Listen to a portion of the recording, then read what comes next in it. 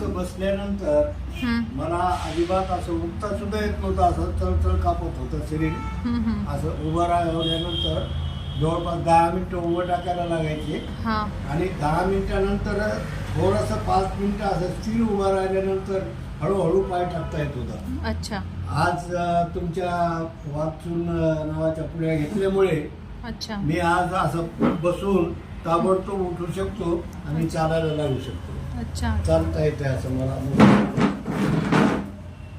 तुम्हाला बऱ्याचपैकी फरक पडला? बऱ्याचपैकी फरक पडलेला आहे. हो का? सुजन वगैरे सर्व उतरली? हा, सुजन वगैरे सगळी कमी झालेली आहे. पाय सुजत होते, पायावरल्या सगळ्या नसं मोकळ्या दिसायला झाला.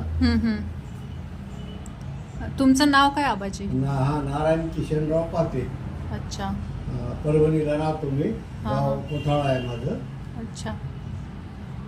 हे औषध घेऊन तुम्हाला कसं वाटतंय आता? चांगलं वाटायला. म्हणजे त्याने भूकही लागायली, पोटही साफ व्हायले आणि सगळेच प्रकार कमी झाले दुखण्याचे. अच्छा.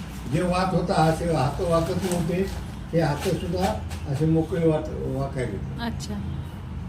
बरं, ठीक आहे.